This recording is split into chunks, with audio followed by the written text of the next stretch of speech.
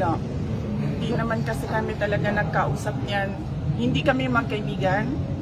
Unang-una, nagkakilala lang kami dahil naging running mate kami. So, bago pa man kami naging running mates, hindi na kami nag-uusap.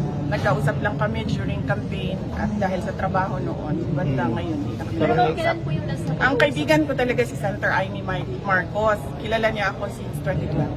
Pero ma'am, kailan po yung naging last na pag-uusap niyo po ng mga?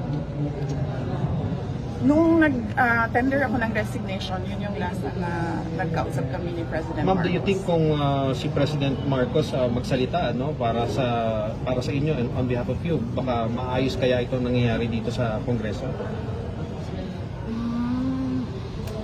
Alam nyo, kasi madami hindi nakakilala sa akin, pero mag-share ako konti ng ugali ko. Hindi ako humihingi ng tulong. Alam yan ng tatay ko, naging mayor siya, naging president siya. Hindi ako humihingi ng tulong talaga. Kaya nga kanina kung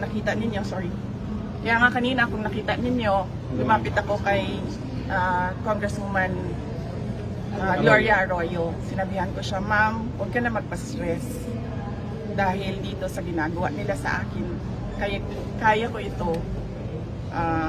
Don't stress yourself about it. Yan din ang sinabi ko kay Congressman Marcoleta. Ma'am, sa gitna po ng lahat ng ito, how are you po? How do you feel about what's happening right now? And you mentioning even about the impeachment complaint or possible.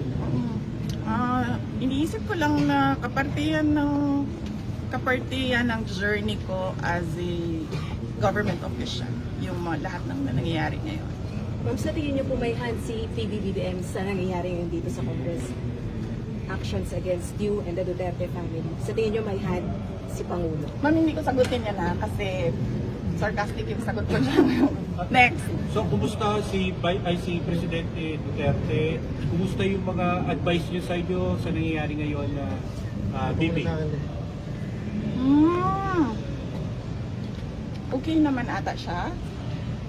Hindi kami nagkakausap ni former President Rodrigo Duterte. Pero sinasabihan ko lagi yung mga nakapalibot sa kanya, nasabihan siya na huwag magpa-stress sa nangyayari. Tulad ng sinabi ko din kay Ma'am GMA kanina. Ma'am, may regrets ba kayo na sumama kayo sa unity kasama si President Marcos? Medyo mahaba kasi yan eh. It needs a sit down. Mahaba siya na... Sit down tayo, ma'am. Opo kaya. Anyways. May basihan ba yung sinasabi niyo na this is targeted para sa 2028, hindi kayo iboto ng mga tao? May basihan ba yun? Paano na baka isip 2028? O siya ang nagsabi. Sino yun? Privilege speech. Yes, yung nag-privileged speech. Siya yung nagsabi. Pero kayo ma'am, Na huwag pagkatiwalaan. Yan ba yung gusto or nag-aambisyon mag-presidente? Siya yung nagsabi. Pero kayo ba, tatakbo ba kayo 2028? Noong 2019, tinanong ninyo ako kung tatakbo ako sa... Noong 2017, tinanong ninyo ako kung tatakbo ako sa 22. Noong 2019, tinanong ninyo ako kung tatakbo ako sa 2022 at sinabi ko na mag-a-announce ako kung tatakbo ako or hindi January 2021. Sinabi ko magsasagot ako January 2021. Ngayon? Sa ngayon, this very minute, magsasabi ako kung tatakbo ako sa fourth quarter ng 2026. 2026. Hindi, sorry to ask this question. Nagsisisi po ba kayo hindi niyo sinunod yung payo ng tatay about sa pagtakbo? Hindi niyo... That is a very good question. Needs a sit down. Bibigyan kita ng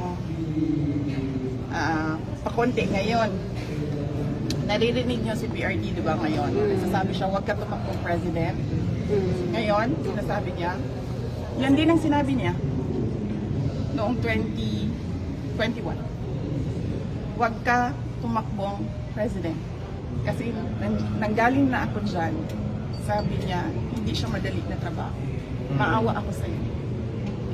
He never said na run for president. Okay. Alam mo, never again na po kayo to team with the Marcos. Sorry, may sasabihin pa si ma'am, sorry. Oo, ayos pa yun. Hmm?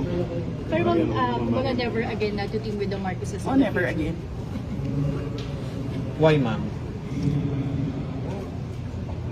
Sit down tayo. Yes, ma'am. Guys, Yes, ma'am. Ma'am, last question na lang. Last question na lang. You kind of turned emotional when we asked you kamusta ka na kanina and you not asking for help to anyone and even kay CGMA kay Kung Ma'am. makikita nyo, di ba, kahit asawa ko wala siya dito. Hindi ako tao na humihingi ng tulong. Sinabihan ko lang yung asawa ko kanina, sabi ko, maghanda ka lang. Kasi sabi niya magluto ako, sabi ko, okay, sige magluto ka lang for dinner. Copy. Ma'am, kailan ma'am?